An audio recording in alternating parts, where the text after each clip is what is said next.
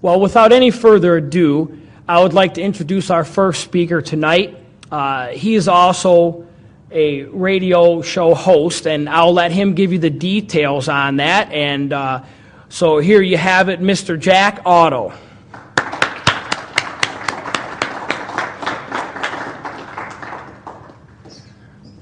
Thank you, friends. 65 years ago today, God Almighty put me on this earth, and I believe it's to fight against this new world order. Thank you and happy birthday. Thank you. We are being cornered like cattle into a pen, squeezed down, and we're never really going to be free people unless we're brave. Because this was only the land of the free as long as it was the home of the brave. And this started a long time ago with people that go back to the 4th century. Let me tell you about the flight of the Khazar warriors out of northern Turkey in 500 AD.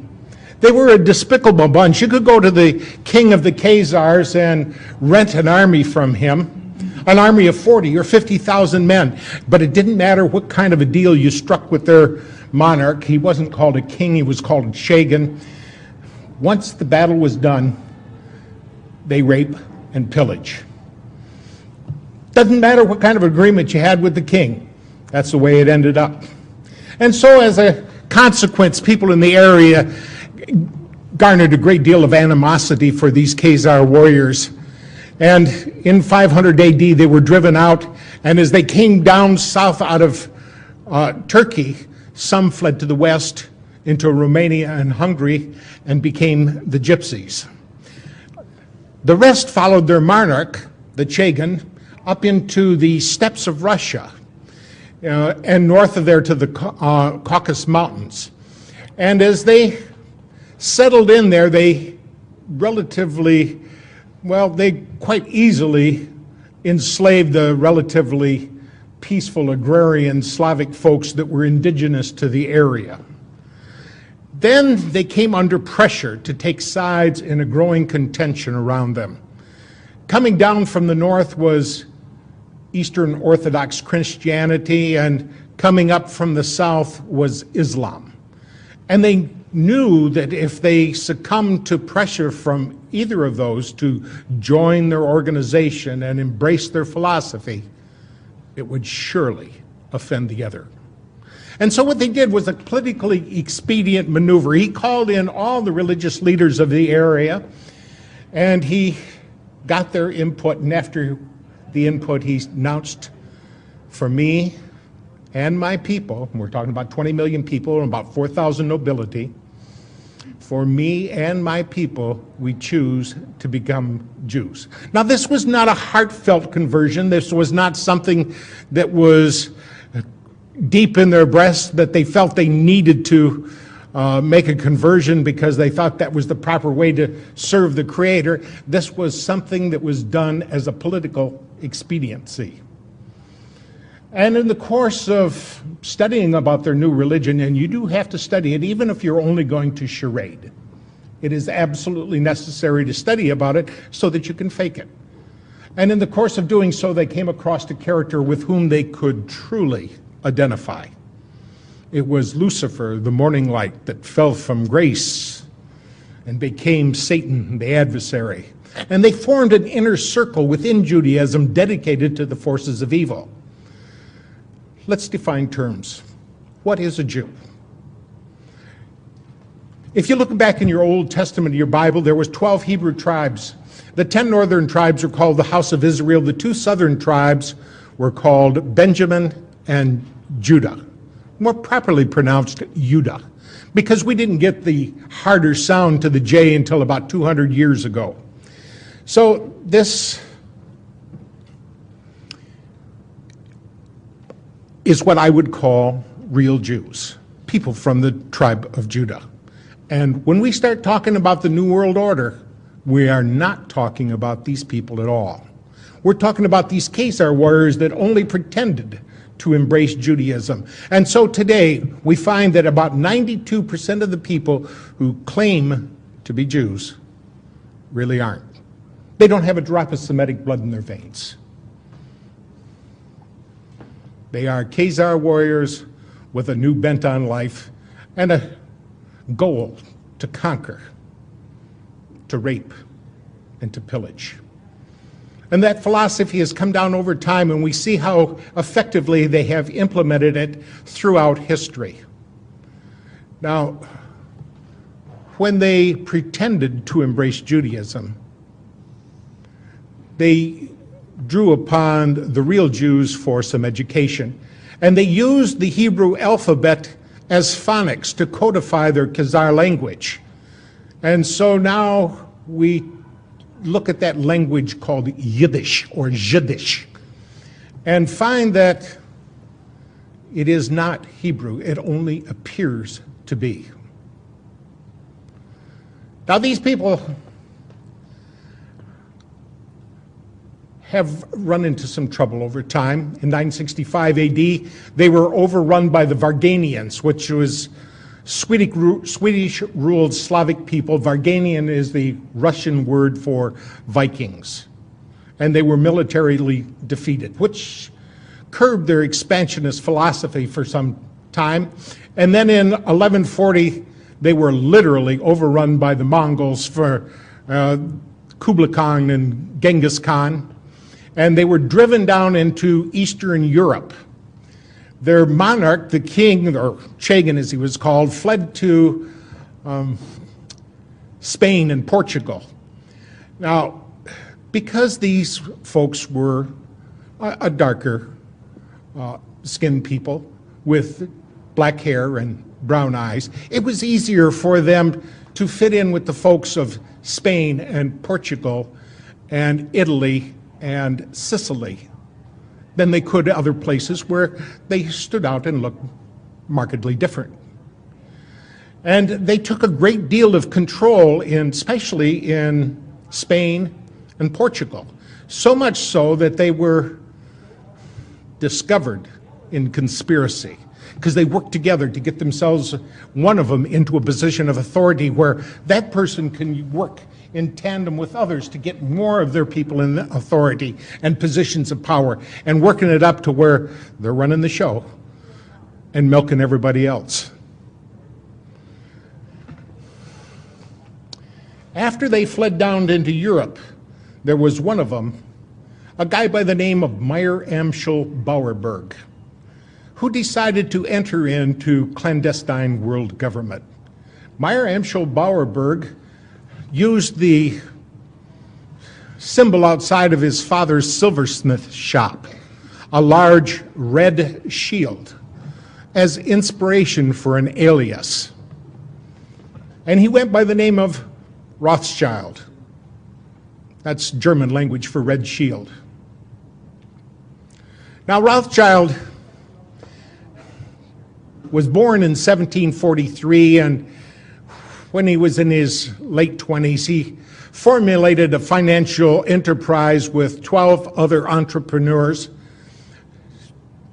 with the dedication, with the interest and the intent of conquering everybody and everything. They were going to do it with fractional reserve banking, and that turned out to be a very successful tool. We found out about fractional reserve banking at the Bank of Amsterdam in 1610 when, like all fiat money inflations, it came to a roaring bust. And they learned from that and wanted to implement it wherever they could so that they could be the ones that benefited from that enterprise.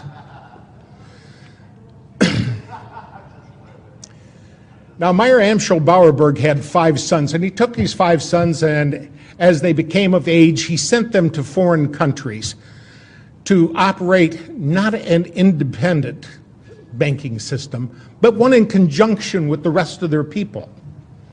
A system whereby Nathan, who went to London and soon proved himself to be shrewd, There was one named Kalman who passed himself off as Carl, and I think he went to Amsterdam. Jacob called himself James in Paris.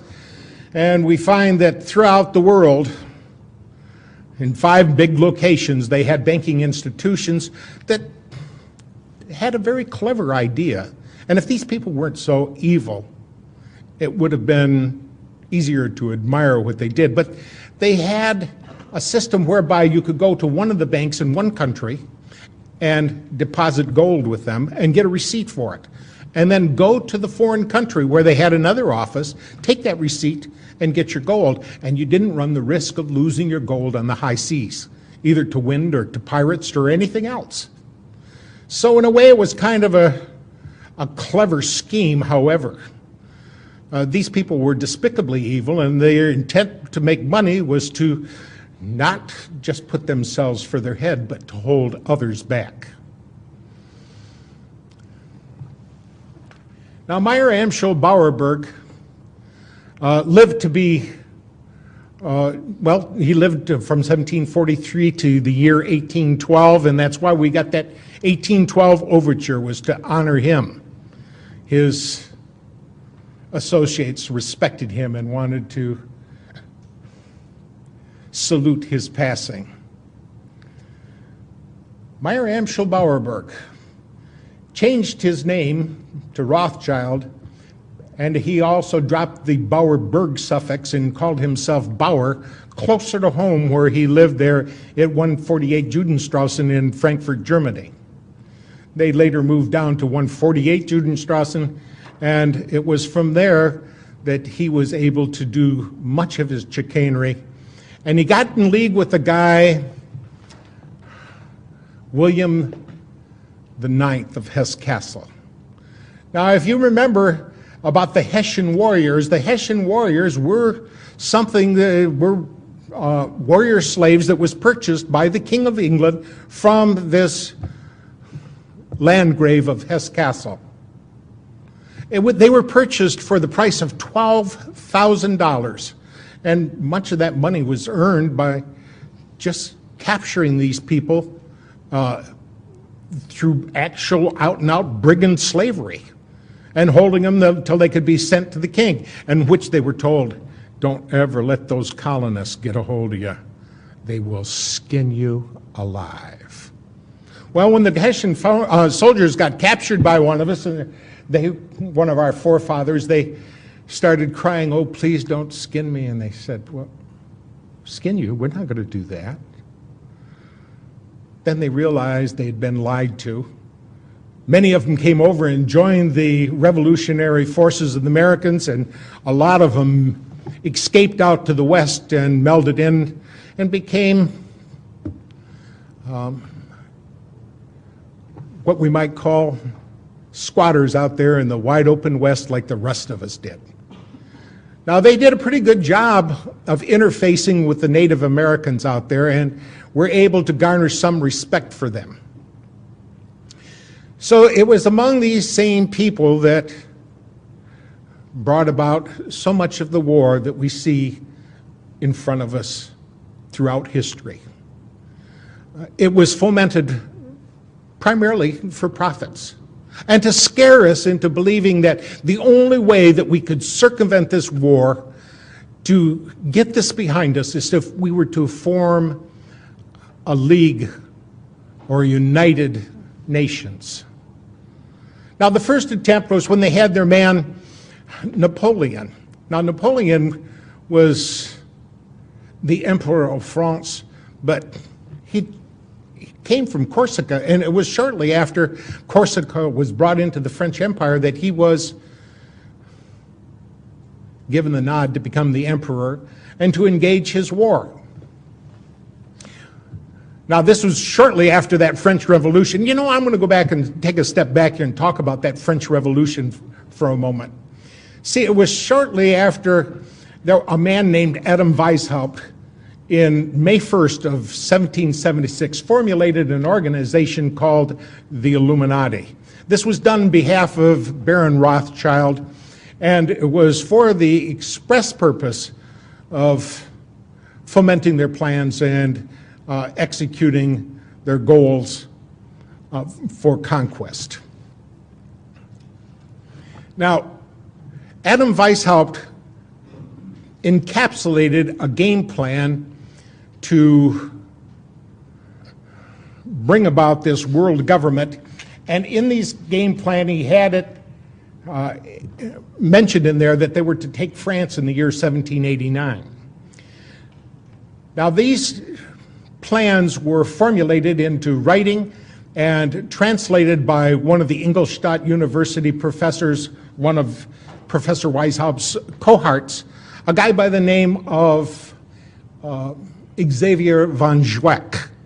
Now, Zweck translated these into French so that they could be taken to Paris and Silesia. Now, there was a courier, a guy by the name of Lanz, who had been an evangelist minister, but quit God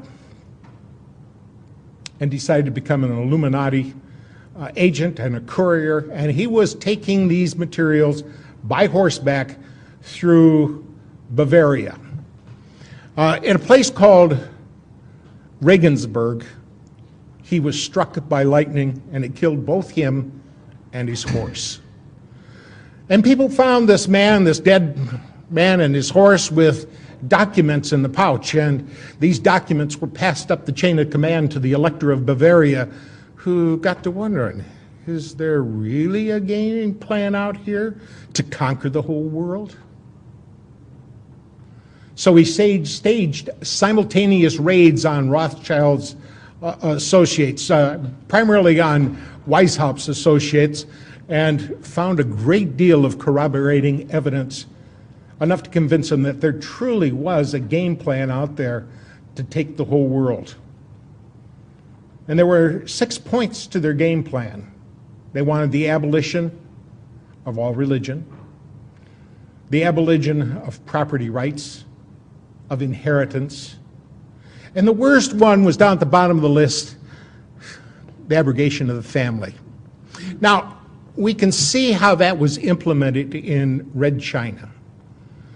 Men went to one dormitory, women went to another dormitory, boys were here and girls were here, and the family was totally destroyed, and they used that to brainwash those people. When you got kids with no control over them except the one facilitator or his associates, the children are at their mercy. And it's planned for here, for us, for our children, for our grandchildren, our great-grandchildren. They intend to show no mercy. Now, this formulation of the Illuminati led them down the road to this game plan wherein they are working diligently to take over the whole world. And in the course of doing so, when this courier was found, the Elector of Bavaria, one Theodor von Dalberg, decided after he staged those simultaneous raids that he was going to contact every head of church and state in all of Europe and gave them a translation of the documentation that was found in the pouches of that dead courier, that apostate minister named Lanz. And so it was after the Napoleonic War when Napoleon ran into Lord Wellington at Waterloo and was stomped. Now, this would have been a big setback for Mr. Rothschild, but Mr. Rothschild had one of his associates following the war along. And this associate sent a message back to him by carrier pigeon. And the carrier pigeons let him know that Wellington had won. So what he did was he was in Paris at the time, and he jumped in a boat, and he had some men taking him through some terribly dangerous seas. Too bad he didn't get it right then and there, but nevertheless, he made it to the other shore, to Great Britain, and he sold all of his British financial securities. And then he started acting all so scared, like, and let the rumor out that Napoleon had won. Well, if Napoleon had won, everybody realized that their government was not going to be able to honor its financial obligations, and so they started selling theirs. And at the very depth of that despair, he quietly and surreptitiously had some of his friends start buying up those worthless securities. And so almost overnight, he increased his wealth by 21-fold. Now, it was time to disappear for a little while. He wasn't really popular because he had put out a false rumor that Napoleon had won. And when people found out that Napoleon hadn't won and they'd sold their government securities based on a lie, they were a little bit disappointed. But Baron Rothschild was in a position now where he could force a reformation of the Bank of England and cause his people to be put in positions of power and authority. And so, as a consequence, it turned out well for him. It turned out way too well for him. So it was after this Napoleonic Wars that they had this big meeting in Vienna. The Rothschilds had his dignitaries assemble others from around the world, and they said, it is the scourge of war that plagues us. And if we're ever to get rid of this scourge of war, we're going to have some kind of Congress where nations can come together and we can live through this modern age. One of the attendees was the Tsar of Russia. And he remembered the documentation that he had gotten from the Elector of Bavaria, and he had studied it. And he knew about this program by the Illuminati to take over the whole world. And he got up in the middle of that meeting and he denounced the whole process. He pointed out that it was Weishaupt's plan to overthrow all governments and religion and take over the world on behalf of his organization. And he was the man personally who shot down the Congress in Vienna. And Rothschild hated him for it. And he swore that he or his heirs one day would destroy the entire Romanov family. And we saw that happen. Well, it was before our times. We didn't personally get to see it happen, but we sure have a recording of it in our history books. That in November 8th of 1917, I believe it was, that they went in and took over,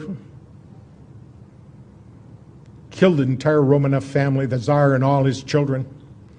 There's some speculation that one daughter, Anastasia, got away, and another son is alleged to have gone off over to Poland and become a military officer under an assumed name. There's lots we don't know about what went on. Lots we probably never will know about what went on.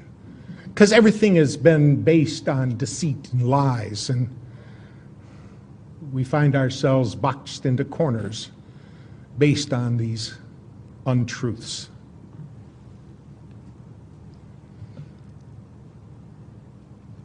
So it was shortly afterwards that they had another man from their group, a guy by the name of Abraham Lincoln, whose real name was Springsteen. And Abraham Lincoln Springsteen went about fomenting the Civil War here. I'd like to call it the War of Northern Aggression because we've been lied to about that so much. We were told that was a war over slavery, but it wasn't. It was a war over states' rights. Two of the southern states, Virginia and North Carolina, had long ago outlawed slavery. And yet, it was used to rally northern forces. You know, that's the kind of thing I'd be willing to take part in. I would like to stop slavery wherever it could be found. And I'm sure it appealed to a lot of people to put an end to that despicable act of holding another human being like you would an animal and making them work for whatever you feel like giving them. Now, Abraham Lincoln had right in his cabinet a guy by the name of August Belmont. And August Belmont wasn't his real name. His real name was Schoenberg. He was a Rothschild agent. And down in the other camp, they had a Rothschild relative, a guy by the name of Judah Benjamin, who was the head of the secret police down there. And after that, Abraham Lincoln resented his involvement with these people. And he made a speech in which he said, I feel at this time more fear for my nation than any other time, even during the war. An era of corporations has been enthroned and corruption will grow in high places. And we will end up with the wealth of many aggregated in the hands of the few. Now, his resentment resulted in action, and he decided he was going to issue greenbacks. He'd had enough of working with these people, and they would not put up with that. So they sent in one of their own, a guy by the name of John Wilkes Booth, a bad actor, who dispatched Abraham Lincoln so that, and it was done in conjunction with the Jesuits. See, there are so many of these Illuminati organizations out there. The one we just described by Adam Weishaupt was called the Bavarian Illuminati. There was another Illuminati called Avion over in, I believe, in Great Britain. There was one in Switzerland, and there was another one in France, the Grand Lodge Orient de la France. And there's a very important one called the Alumbrados that was formulated in Spain. Now, the Alumbrados is Spanish for enlightened ones. And the Alumbrados only existed for about 20 years before they changed their name. They changed their name to the Society of Jesus. They called themselves the Jesuits, and they pledged themselves as the protectorate of the Pope. And when you got the Illuminati protecting you, it's the kiss of death. Well, we find about the time that this Civil War was over, there was a guy who had been born in Boston, Massachusetts on December 30th, 1809, a guy by the name of Albert Pike. He was an impressive intellect. He was a Harvard graduate back when it really meant something. He was the master of 16 languages, and he was a despicable son of a... because he openly worshipped Satan. He was part of an organization called the Palatalists. He was the one that converted this Knights of the Golden Dawn to the Ku Klux Klan. And he was the author of a book called Morals and Dogma. It is the most revered text among the Masons. And in this text on page 321, Albert Pike said, "It is Lucifer, the morning light, whose seething energies you must learn to control or implement." So it was this Albert Pike, the same guy that wrote a letter to his superior in the Illuminati, a guy over in Europe by the name of Giuseppe Mazzini, who was the revolutionary leader. And Giuseppe Mazzini also happened to be the founder of the mafia.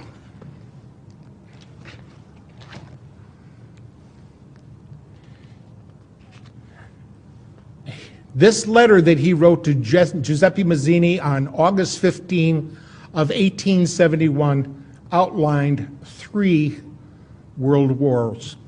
And the first of those world wars was to be fomented between the differences between the German nationalists and the Brits, and end up with the downfall of Tsarist Russia and the rise of communism.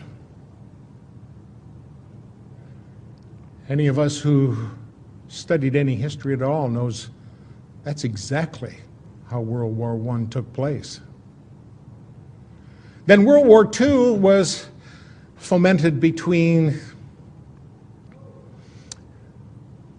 the Zionists, between the German nationalists again, and the Brits to bring us in.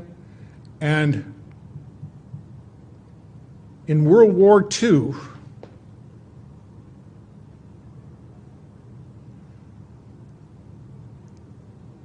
Israel was to be born. And the Zionists were given power. So since the first 2 wars came off just exactly as that letter said, and that letter used to hang right in the British Museum Library until 1977 when Baron Rothschild became a director. And as soon as he was on the board of directors, that letter disappeared from the library. Immediately.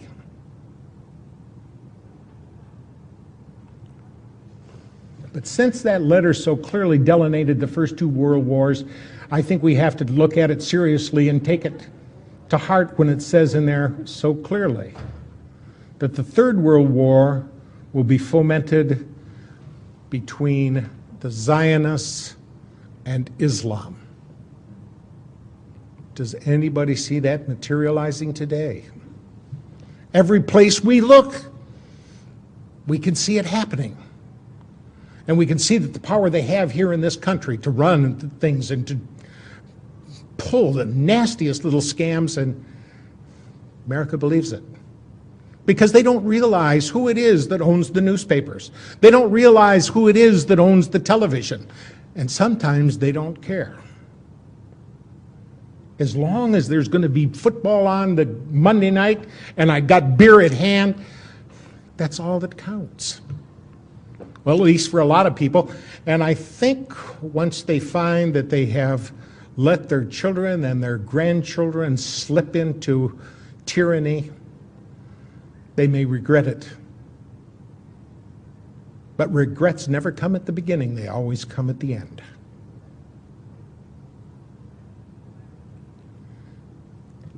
We can see World War III shaping up just exactly like they planned for us, and not enough of us are doing what's necessary to stop it. Look at all the empty seats we have here. America should be flooded to this cause. They should be interested in what is transpiring. They should be interested in who's doing what and to whom. It was right after World War I that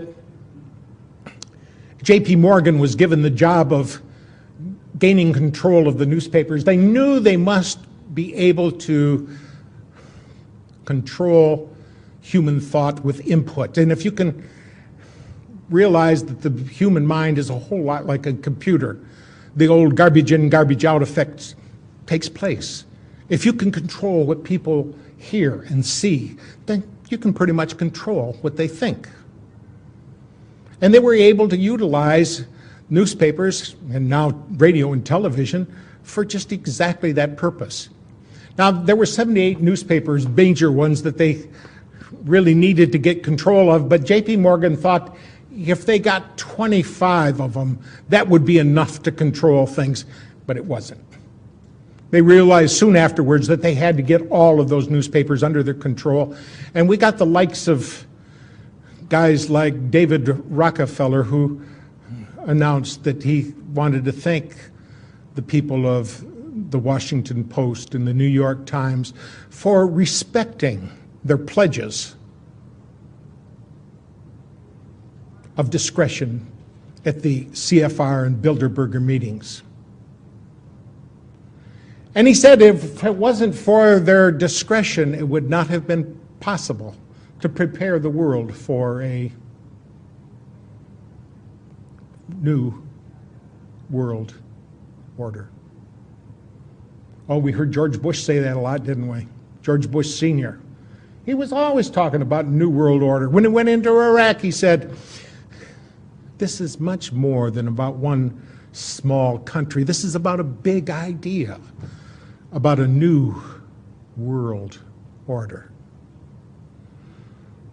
There's a lot of people don't even know that on the back of their dollar bill where they see that all-seeing eye of the pyramid, what that means. They don't realize that's occult symbolism that was put in by these Satanists during the Roosevelt administration by his vice president, a guy by the name of Wallace. They don't speak Latin, so they don't realize that Inuit Coepitus up at the top says announcing our enterprise. They don't realize down at the bottom of the pyramid where it says Novus Ordo Seclorum, what they're talking about is Novus is new, Ordo is order, Seclorum is world, the entire world minus God. So we're talking about a new world order without God.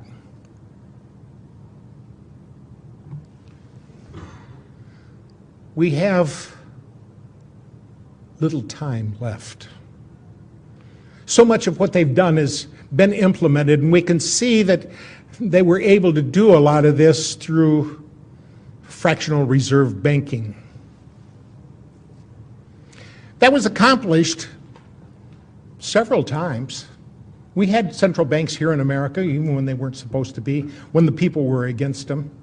Oh, they never dared to call it a central bank. But essentially, that's what it was. The War of 1812 was fought just because people weren't going to have a central bank, but by 1816, at the Treaty of Ghent, we had another central bank here in America. Through this fractional reserves, they are able to change prosperity and poverty. It's all done through the discount. If you lower the price that you lend to the member banks, they can in turn lower the price that they lend to their banks, who in turn can lower the price that they lend to people.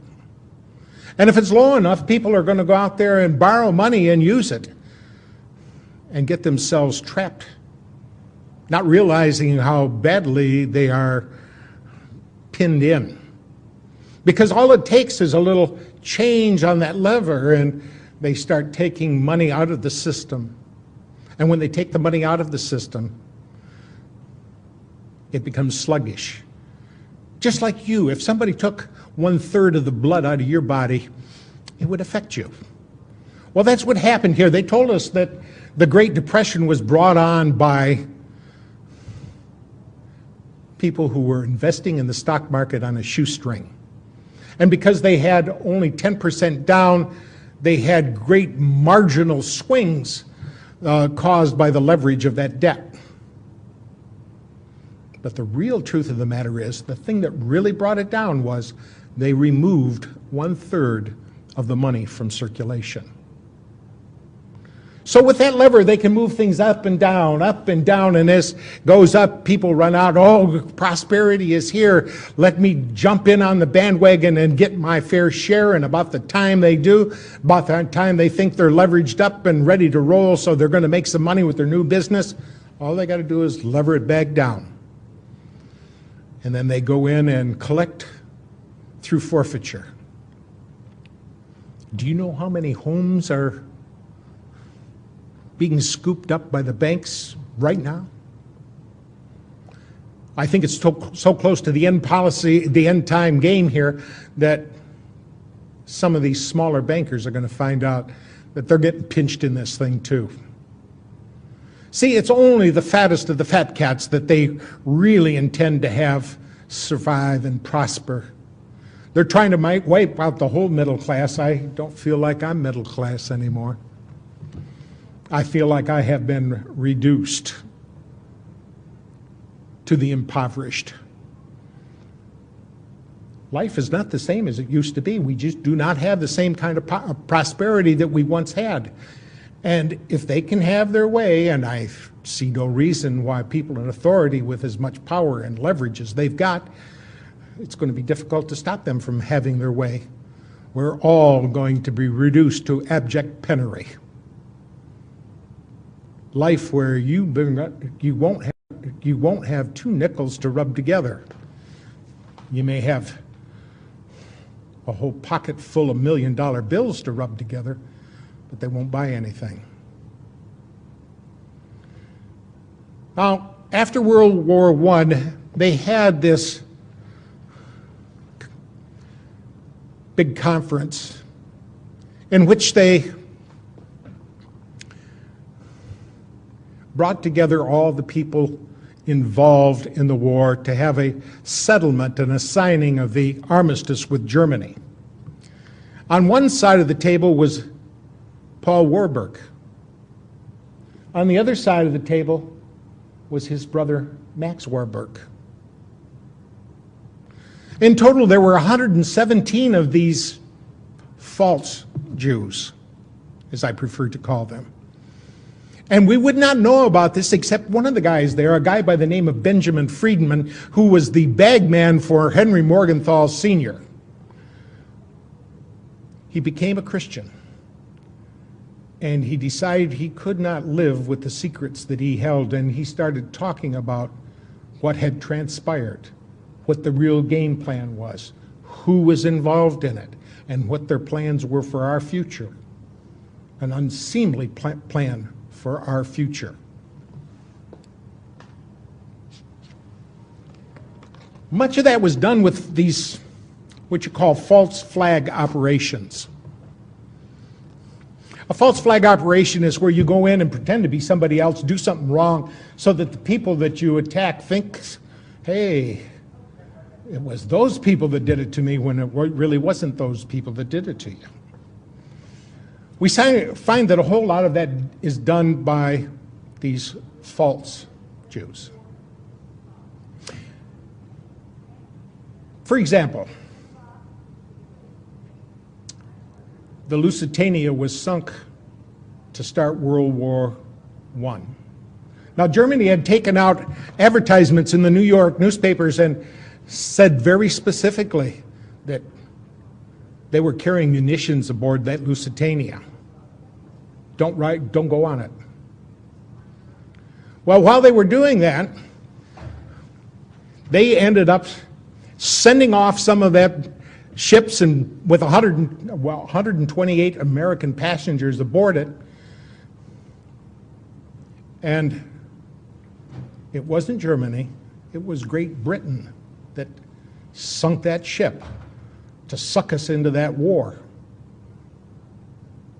They were having trouble. See, Germany was already winning. And they didn't like the idea at all. And so these characters went over to the King of England and said to the King of England, now, you don't have to surrender to Germany. If we can bring America in on your side, if we can cause America to start fighting your battles for you, would you support a homeland in Palestine for us? And the King of England was, what do I do?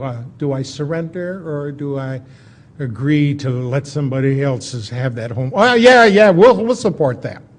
So in November of 1917, the King of England sent a letter called the Balfour Declaration to Lord Rothschild, whom he called the most eminent Jew.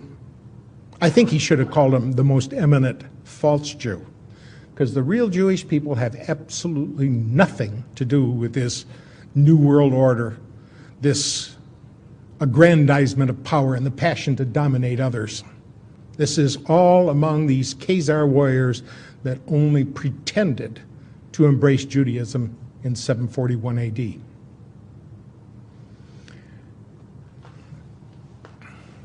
We find that as time went on, that we run across some of these things that these characters have done.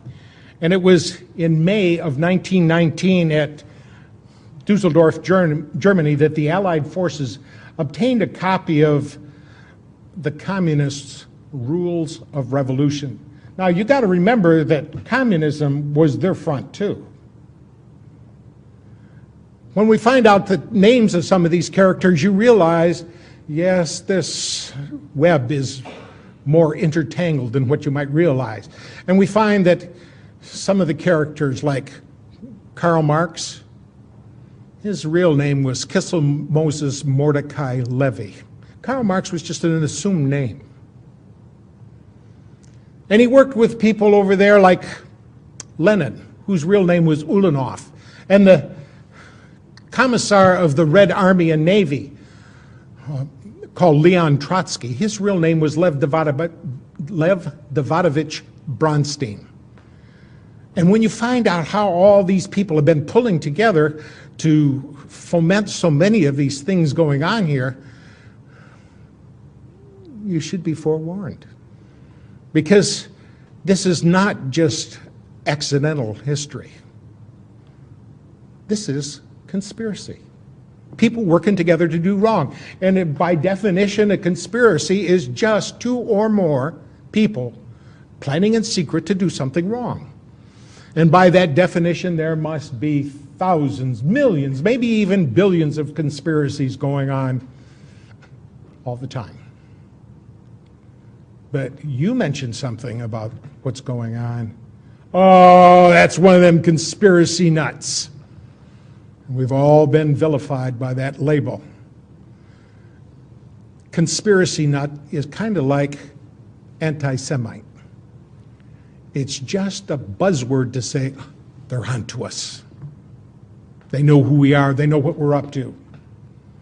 Let's jump on them and vilify them. And that's the way they operate, through vilification. And if vilifying isn't enough, they'll trump up some charges. And if that's not enough, they send in the wet agents to spill some of your blood. Well, in Dusseldorf, Germany, the communist revolution, rules of revolution came to light, and in 1946, a U.S. Attorney General obtained a copy of the same rules from a known member of the Communist Party. And today, these same rules are in effect, and I want you to compare these concepts with modern occurrences. There's three of them, ABC. A, corrupt the young. Get them away from a religion. Get them interested in sex, make them superficial, and destroy their ruggedness. We sure have a lot of wimps today. A lot of these young kids coming up just don't seem to have what it takes anymore. But they've been through the public fool system. They've been nurtured by their television. And it's hard to think anymore. It used to be when you went to school, they taught you how to think. Now you go to school, they teach you what to think. B, get control of all means of publicity. Thereby, and there's 7 parts to that, get people's minds off their government by focusing their attention on athletics, sexy books, plays, and other trivialities. And boy, have we become trivial. 2, divide the people into hostile groups by constantly harping on controversial matters of no importance.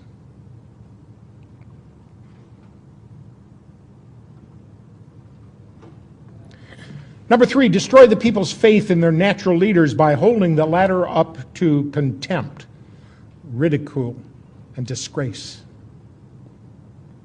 4, always preach true democracy, but seize power as fast and as ruthlessly as possible. Number 5, by encouraging government extravagance, destroy its credit, produce fear of inflation with rising prices and general discontent. That one has really been implemented with vigor. We're playing welfare Santa Claus to the whole world. Now take a look at Israel alone. We send $15,500 for every man, woman, and child. That's a lot of money. Sometimes I think some of us wish, gee, I wish my government would give me that much each year. Now that's only the above board welfare. There is a sub rosa welfare. For example, that's our only friend in the Middle East. Therefore, we got to have a base over there to protect them. Do they give us a base, or do they rent it to us at a high price? Well, since we never find out exactly how much it's going to be, they can rent it at a high price, and nobody counts it as part of the great welfare. Number 6, incite unnecessary strikes in vital industries, encourage civil disorder, and foster a soft and lenient attitude on the part of government to such disorder. Number 7, by specious argument, call the breakdown of the old moral values, honesty, sobriety, self-restraint, faith in the pledged word, and ruggedness. So those are the 7 reasons they wanted to get a hold of means of publicity so they could implement that. And number C of the communist rules of revolution, cause the registration of all firearms on some pretext with a view to confiscating them and leaving the populace helpless.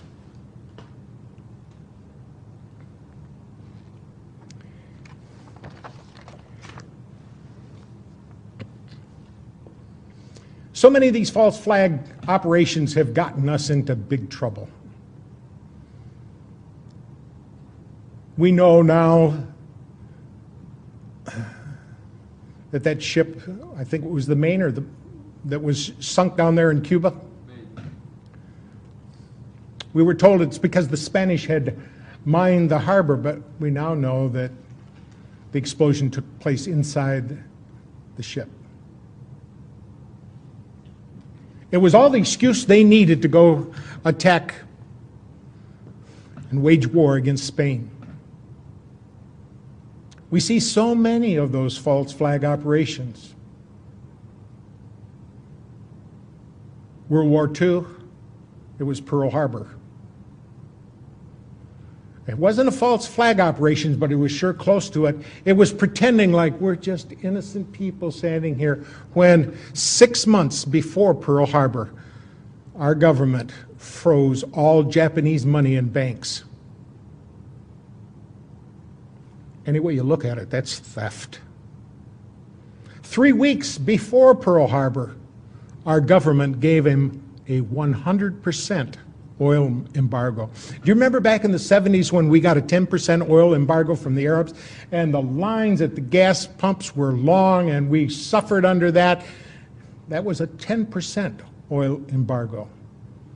And our government tried to run a 100% oil embargo upon those people who just weren't going to put up with it. Now, I think Admiral Yamamoto was right that when they came over and stung us, they were only waking a sleeping lion. But there was nothing else they could do. It's either knuckle under or fight. And that's where it is to us. It's getting down to the point where we either knuckle under or do something to fight about this. Right now, it's a fight of words because, quite frankly, we're in a very awkward position here. It's too late to work within the system and probably too early to start shooting.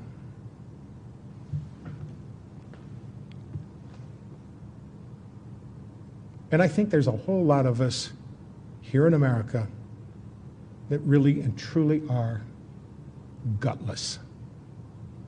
And it's only going to be the land of the free as long as it's the home of the brave.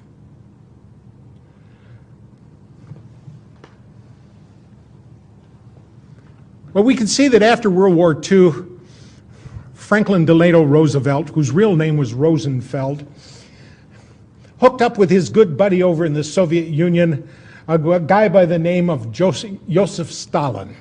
His real name was Joseph Vissarionovich Jugashvili. Gashvili means son of. And he let his good buddy Joseph Stalin oversee the elections in much of Europe. And ironically, all those people decided to become pawns in the communist superstate. It was Joseph Stalin that said so clearly, and we better pay attention to what he has to say, those who cast their votes decide nothing. Those who count the votes decide everything. And we saw that happen here not too long ago in America because George Bush got elected. And it was his brother down there in Florida that sure did a lot to swing the votes. Remember all those hanging and pregnant chads and all the excuses they had to not count a lot of votes and to count other ones that they shouldn't have.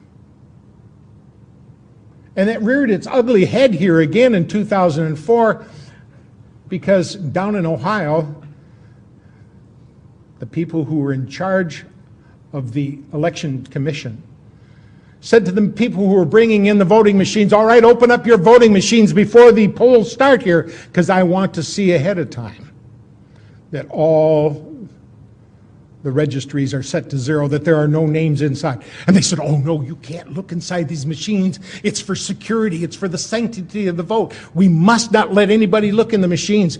And they said, we're the ones in charge of seeing whether or not the sanctity of the vote is taken care of. You're going to open up those machines right now. And there was a lot of protesting, a lot of weeping, and a lot of wailing, but they did end up opening up those machines.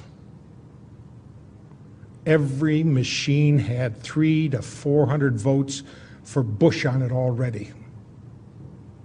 It was a big deal down in Ohio. It was on television, it was in the newspapers, but it just didn't make its way around the rest of America. Why?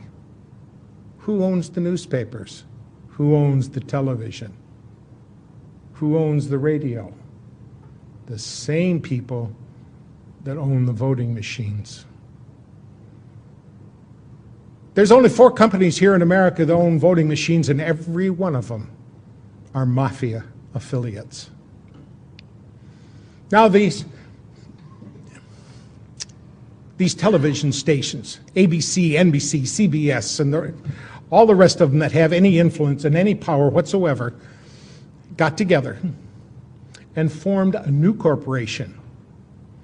It's called News Election Services.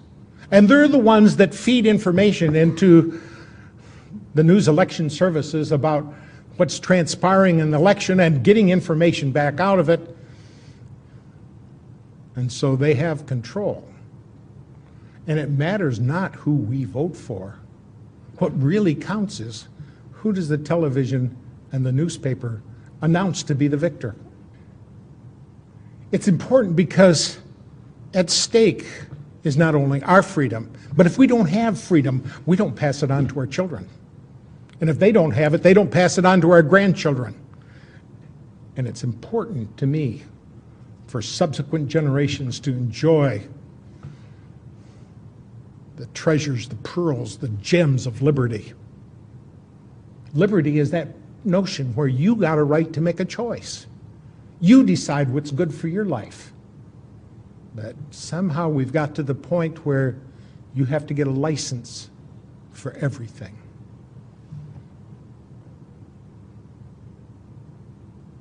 But as long as the people don't speak up, as long as we don't do what's necessary to inform the others around us, as long as we act lethargically rather than robust and animated champions of liberty, it'll slip right through our fingers. I have to ask you, are you willing to crank it up? Are you willing to pass out more DVDs? Are you willing to talk to more people? Are you willing to do what's necessary to safeguard our Constitution? For it was, I think it was Daniel Webster that said, safeguard your Constitution, for miracles do not cluster. What has happened once in 6,000 years may never happen again. And if the American Constitution goes down, there will be anarchy in the world. Let's safeguard it like it's precious. Thank you.